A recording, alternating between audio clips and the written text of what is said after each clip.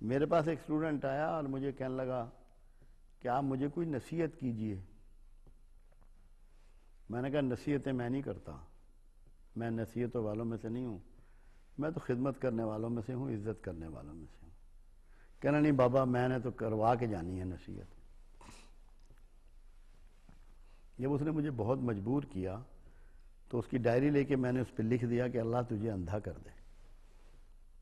وہ کہنے یہ آپ نے کیا لکھ دیا؟ میں نے کہا جب تم مجھ سے نصیحت مانگ رہا ہے تو میں نے اس کے مطابق لکھا ہے جو تجھے ضرورت ہے. کہنا مجھے سمجھائیں بھی تو. میں نے کہا اللہ تجھے اندھا کر دے اپنے اچھے کاموں سے کہ تو ان پر فخر نہ کر سکے، تو ان پر کبر نہ کر سکے، اور اللہ تجھے اندھا کر دے دوسروں کے برے کاموں سے کہ تو ان سے نفرت نہ کر سکے، انہیں حقیر نہ سمجھ سکے. کبر وہ چیز ہے کہ جس کے لیے میرے آقا و مولا نے فرمایا کہ جس میں رائی کے دانے برابر کبر ہوگا اسے جنت کی ہوا بھی نہ لگے گی. عجز کی نفی کا نام کبر ہے. کبر صرف اللہ کو زیبا ہے، کوئی مخلوق کبر نہیں کر سکتی. جب مخلوق کبر کرتی ہے تو شرک میں داخل ہو جاتی ہے، مشرکین میں داخل ہو جاتی ہیں، کیونکہ بڑائی صرف اللہ کو ہے. اللہ نے کسی پیغمبر کا نام بھی اکبر نہیں رکھا، اللہ ہی کا نام اکبر ہے، کبریائی اسی کو زیبا ہے. کسی مخلوق کے لیے یہ نام تجویز ہی نہیں کیا گیا. یہ بہت بنیادی بات ہے، کسی حال میں بھی کبر کا شکار نہ ہو. اس سے بھی پاکیزہ کرنا ہے آپ کو، یہ نکالنا ہے آپ کے اندر سے. اور یہ بیماری ہمارے معاشرے میں بہت زیادہ ہو گئی ہے. لوگ باہم اپنے رشتہ داروں کو بھی نہیں ملتے. جن کی حیثیت ذرا کم ہوتی ہے، کوئی آدمی کسی خاندان میں بڑے عہدے پہ چلا گیا، یا اس کا بزنس بڑھ گیا، یا اس کی انڈسٹری اچھی ہو گئی، یا ابراڈ چلا گیا، چار پیسے زیادہ ہو گئے، تو سگے ماں باپ کو بھی بعض اوقات پہچاننے سے انکاری ہو جاتے ہیں. میں نے خود اپنی آنکھوں سے دیکھا ہے کہ والدین کو لوگوں نے ملازمین کی طرح تعارف کروایا. کبر نفسانی بیماریوں میں بڑی بیماری ہے، تزکیہ نفس میں. اور اس کا راستہ کیا ہے اس سے بچنے کا؟ اصل بات تو وہ ہے، دنیا میں کوئی انسان ایسا نہ ہے جس سے غلطی نہ ہوتی ہو.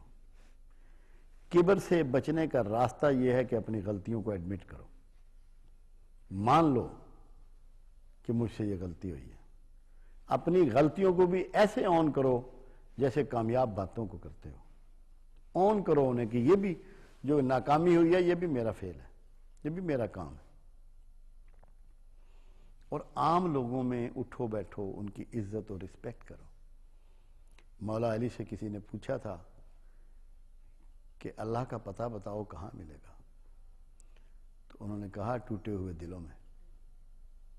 تو جب آپ ٹوٹے ہوئے دلوں والوں کے پاس جائیں گے تو کبر نہ رہے گا. بڑی نازک چیز ہے. کوئی سردار جو مکہ سے ہجرت کر کے آئے تھے، انہوں نے آقا و مولا سے کہا کہ یا رسول اللہ صلی اللہ علیہ وسلم ہم جب بھی آتے ہیں آپ اصحاب صفا کے چبوترے پر ہوتے ہیں. اصحاب صفا وہ لوگ تھے جن کے گھر بار کاروبار نہ تھا، کبھی کھا لیا کبھی بھوکے، کپڑے نہیں، نہانے کو پانی نہیں، پانی بکتا تھا اس زمانے میں. تو ہمارے لیے کوئی الگ وقت کر دیجئے، ہم سے الگ مل لیا کریں تاکہ ہمیں ان کی جوئیں نہ چڑھیں. اللہ کے حبیب صلی اللہ علیہ وسلم دھتکارا نہیں کرتے تھے کسی کو. فرمایا ٹھیک ہے. آپ نے فرمایا ٹھیک ہے. کچھ دیر کے بعد جب وہ چلے گئے، اللہ کے رسول نے ایک دعا کی اللہ سے. اللہ کے رسول نے ایک دعا کی، اے اللہ مجھے مسکینوں میں رکھنا، مسکینوں میں مارنا اور مسکینوں میں اٹھانا. اس سے بڑی کبر کی نفی نہیں ہو سکتی. اعزاز سمجھا اس بات کو کہ مسکینوں کے ساتھ میں رہوں، انہی کے ساتھ بیٹھوں، انہی میں میری موت ہو اور میرا آخر بھی انہی کے ساتھ ہو. ہم لوگ تو نزدیک نہیں آنے دیتے کسی کمزور معاشی حالات والے کو. چاہتے یہ ہیں کہ مجھے روحانیت مل جائے، مجھ سے اللہ راضی ہو جائے، مجھ سے اس کا رسول راضی ہو جائے. یہ کیسے ممکن ہے؟ ہرگز ممکن نہیں ہے. کبر چھوڑے بغیر آپ کا تعلق نہ اللہ سے پیدا ہوگا نہ اس کے حبیب سے پیدا ہوگا.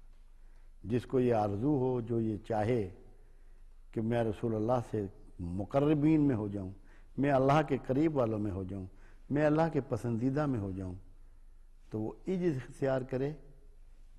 ہر چیز کی پہچان اس کی ضد سے ہوتی ہے. تو کبر کی ضد عجز ہے.